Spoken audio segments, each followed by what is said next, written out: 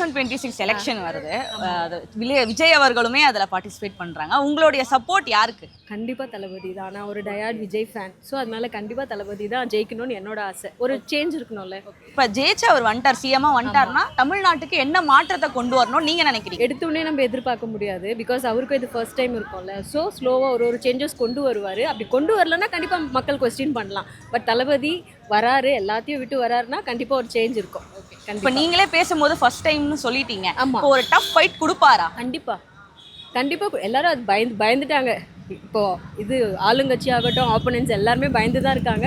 So ஒரு பெரிய change இருக்கும் கண்டிப்பாக இருக்கும். அப்போ சொன்ன மாதிரி டிஎம்கே விசஸ் டிவிகே தான் நீங்கள் இருக்கும். அப்படி தான் இருக்கும். ஏன்னா நான் தளபதி ஃபேனாக இருக்கிறதால அப்படி சொல்கிறேன். பட் என்னை சுற்றி இருக்கிறவங்க வேற ஒரு ஹீரோ ஃபேனாக தான் இருக்காங்க. பட் ஸ்டில் அவங்களும் வந்து டிவிக்கே தான் வரணும்னு ஆசைப்படுறாங்க. ஸோ என்ன மாற்றத்தை கொண்டு வரணும்னு நீங்கள் நினைக்கிறீங்க? மாற்றம் இப்போ இருக்கிறது விட இன்னும் நல்லா பண்ணலாம். என்னென்ன பண்ணலாம் நிறைய இருக்குது. எனக்கு வந்து இந்த க்ளீனாக இருக்கணும்னு ரொம்ப ஆசை பார்க்குற. ஏன்னா நம்ம நிறைய பிளேசஸ் பார்க்குறோம் அப்ராட். அதில் கொஞ்சமாவது சென்னையில் இம்ப்ரூவ்மெண்ட் இருக்கணும். அதை கொண்டு வரணும். மக்களுக்கு இந்த ஃப்ரீயாக தராங்கல்ல, அது கொண்டே வரக்கூடாது. ஃப்ரீ வேண்டாம். எதுனாலும் நியாயமாக நடக்கிற மாதிரி இருக்கணும். ஃப்ரீயாக கொடுத்து மக்களை வந்து சோம்பேறியும் ஆக்கக்கூடாது. நியாயமாக எது பண்ணாலும் நல்லா இருக்கணும்.